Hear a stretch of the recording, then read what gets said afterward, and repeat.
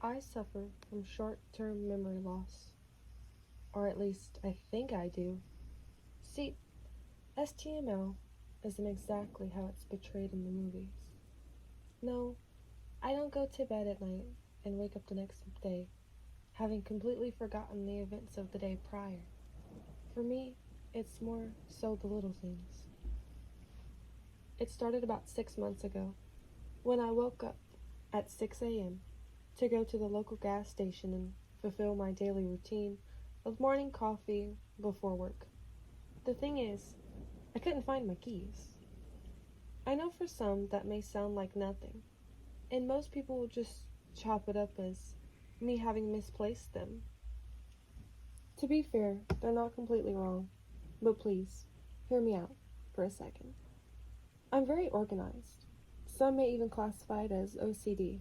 However, I like to think of me being very careful with my items. I mean, for God's sake, I have a key holder for my car. I'm single. Nobody's coming in and out of here. I own one car, and the key holder can hold up to 10 keys. Though, that's a bit ridiculous in my opinion. The point I'm trying to make is that I would never in a million years not put my keys back on the holder. I spent the entire morning in a frenzy trying to find them. I kept trying to recount my steps from the day prior, but everything felt so fuzzy. I wasn't your typical, I can't remember something. No, it was like I had a complete gap in my memory. I dug through drawers, pant pockets, couch cushions, the trash can. I almost even went as far as pulling up my floorboards in hopes of finding some hidden treasure in the form of my keys. Of course, I had to call work and tell them I'd be a few hours late. Finally, my panic pursuit came to an end, for the time being at least, and grabbed my spare keys. That was only the first of many similar incidents to come. A few months went by, and I continued to search for my keys, to no avail.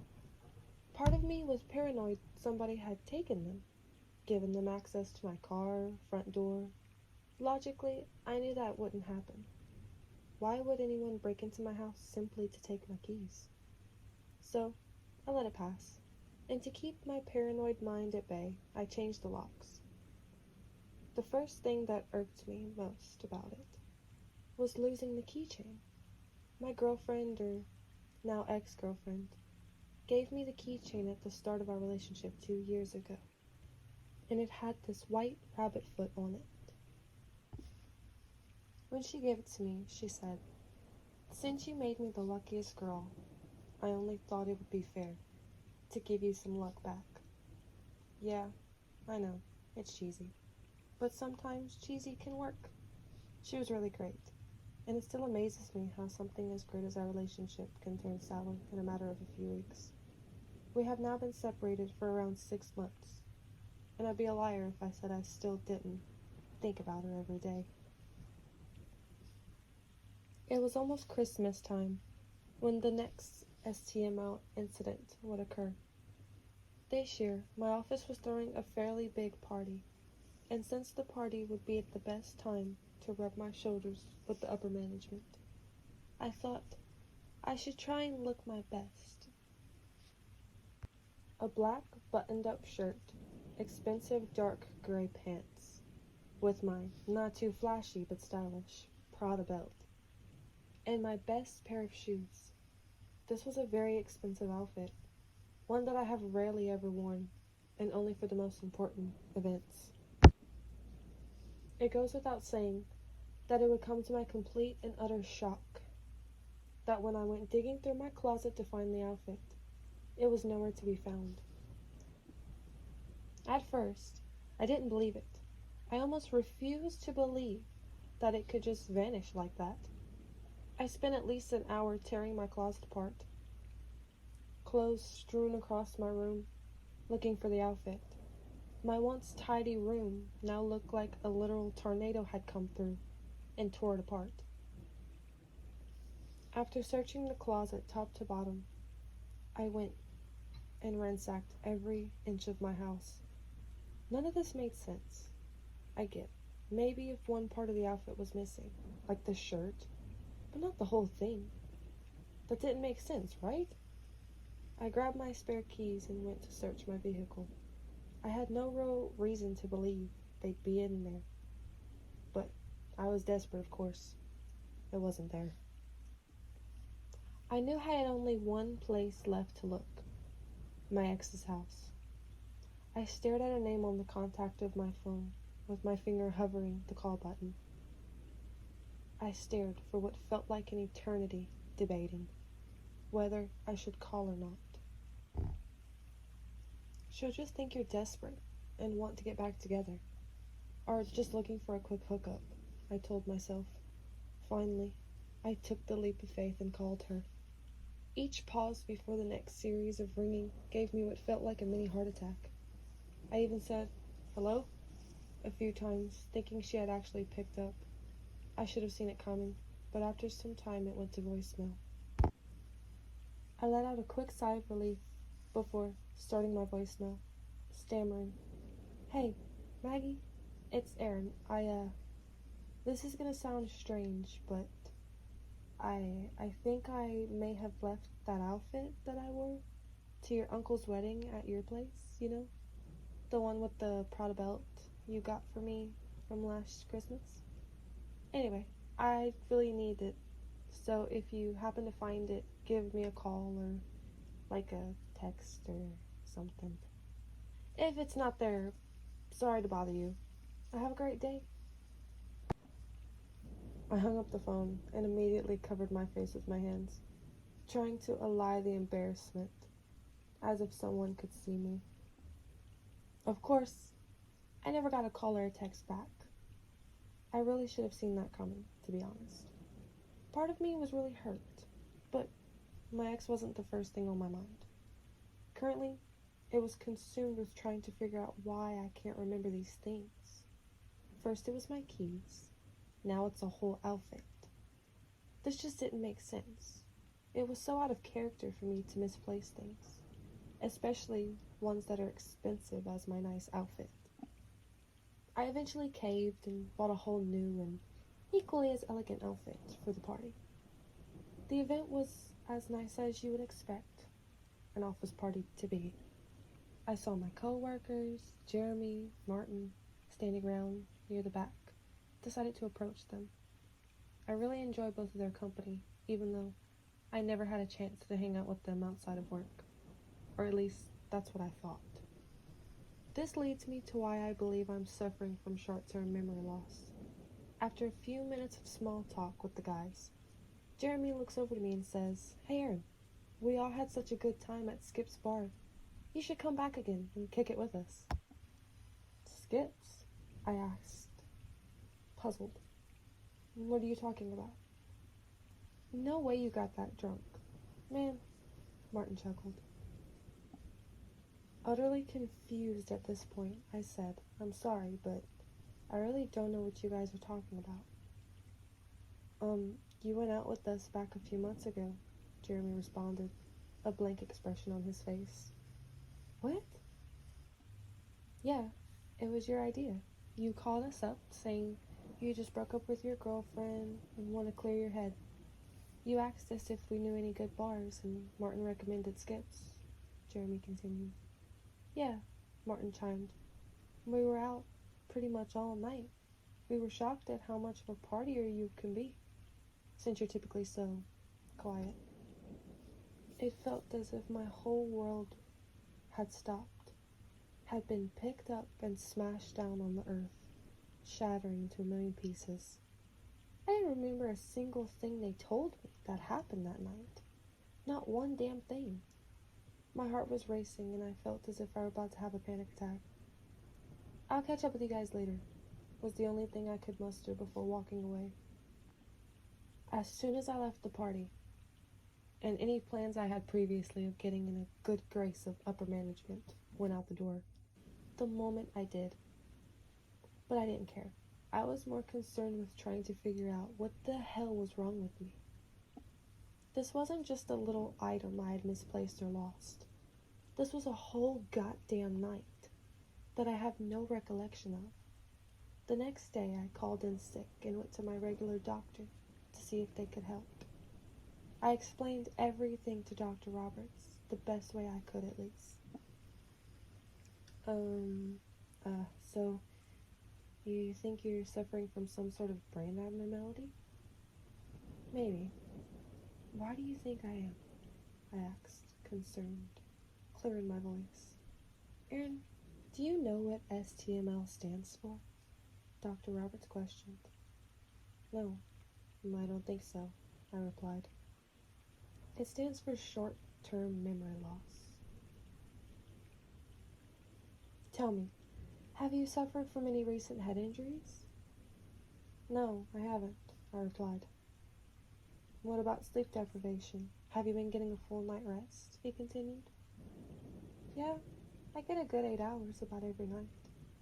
Why? Do you think something's wrong?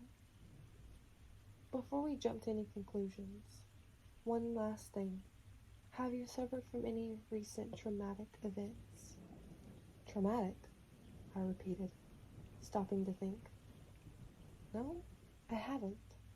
I mean, I did recently break up with my girlfriend, but I wouldn't say it was necessarily traumatic, I explained. So what? You think I have some sort of short-term memory loss? STML or whatever you call it? Dr. Roberts gave me a reassuring smile, shaking his head no. No, I don't think you have STML. I think you're a healthy young man who probably puts too much stress on himself. Here, I'll give you a doctor's note. Take a few days off of work and get out of your head. You're a nice young man. Don't worry about all this. I looked down at the note before asking, do you think I'm fine? I think you're too stressed for your age, especially over things that are minor.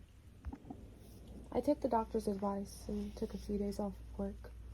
I wish I could say it helped, but if anything, it made it worse. Whatever it was over the next few weeks, I was completely paranoid. I second-guessed every decision or memory I had.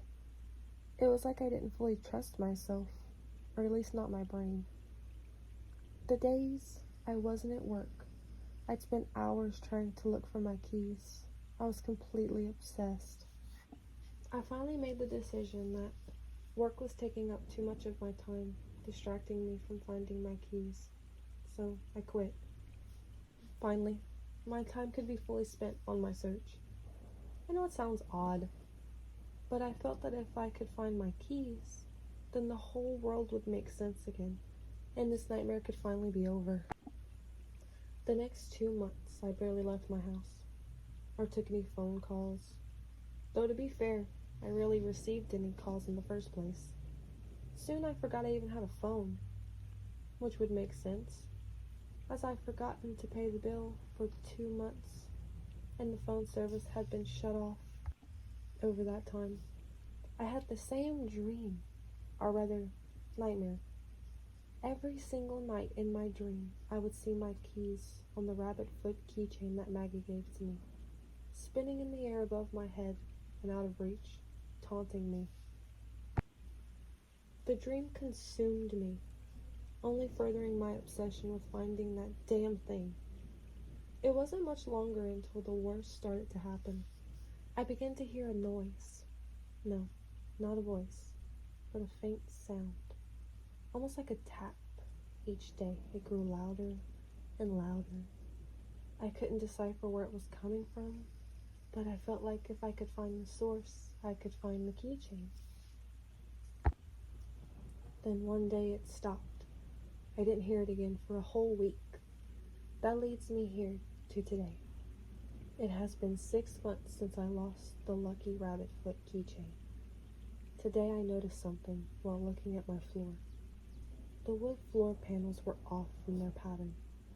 It looked as if the floor had been tampered with on a certain section of my house in the living room. My heart dropped when I noticed this. How long has it been this way? I thought to myself. And that's when I started to hear the noise again. But this time it wasn't a quiet tap. It was a very loud, earth-shaking boom. The noise wouldn't stop. It was so loud, the deafening loud, I nearly dropped to my knees in pain. I looked down and finally knew exactly where it was coming from. Underneath the floorboard, where the pattern didn't match. I wasted no time running to my garage and grabbed a crowbar, hastily prying at the floorboards as I did so. The sound grew louder and louder, and my vision began to blur until I had a flashback. I remember breaking up with Maggie on Saturday night. I was upset, so that night I called up Jeremy and Martin to see if they wanted to go grab a drink with me. They agreed, and I decided to wear my nice outfit. It had been a while since I went out to the bar as a single guy, so I wanted to dress my best. I remember the bar. The place was Skip's. I got completely drunk with the guys until we all decided to call it a night. I remember Martin telling me I should get a cab, but I brushed him off, telling him I'm okay to drive. Just as I was on the verge of remembering everything, I snapped back into reality. I continued digging up the floor, and as I did, the stench began to waft out from underneath. In my whole life, I had never smelt anything so foul. I nearly vomited. Finally, I had removed all the floorboards and looked down beneath. But that's when again I was struck with another flashback. This time I was driving home from the bar, completely intoxicated and swerving from left to right. It must have been about 3 a.m. That's when it happened. Standing on the side of the road was a man in his late 30s, and what appeared to be a child who couldn't have been older than 10. They had their emergency flashers on. Their car must have broken down before I knew it. I had hit them. I was so drunk, I didn't even know what happened at first. My head smacked hard against the steering wheel as I came up in an abrupt stop. I clambered out of my car, not understanding what happened, and checked for damage. Luckily for my car, there wasn't a scratch on it. I then looked behind my vehicle, and there on the ground was the now dead and mangled bodies of the young child and man. I stood there for a solid 5 minutes in complete silence before tears started to roll down my cheeks. I looked around, checking to see if there was a car in sight. Luckily for me, there wasn't. I proceeded to load the bodies into the trunk of my car and drove off. I quickly arrived home, but now I was left with the issue of getting rid of them. I paced back and forth in my garage, trying to figure out what to do, until I looked over at my shelf that had some spare wood floorboards atop of it. That's when I got the idea to rip out a few panels and place their bodies beneath it. I loaded them both one by one. I remember staring at them down there, feeling like I was going to puke from the sight and from my guilt. I looked down at my clothes, realizing that they were covered in blood, so I took them off and threw them down in the pit with them, my shoes included. Finally, I looked to my hand, and the white rabbit's foot keychain was soaked in blood, their blood. So I dropped it down there with them too. Then I sealed the hole with the new floorboards. Being the clean freak I am, I had a mountain of cleaning supplies. I spent hours upon hours of the night going over every inch of my car, scraping off their blood.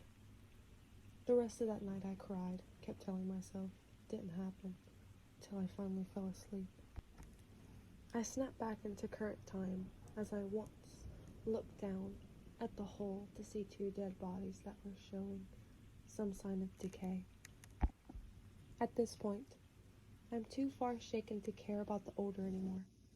On top of them, there are my clothes, bloodied, and far down to the right of them, my right rabbit's foot keychain, caked in dry blood. I bent down and grabbed the keychain, and the moment I do, the noise finally stopped. It stopped, and the whole world feels normal again. even if just for a moment.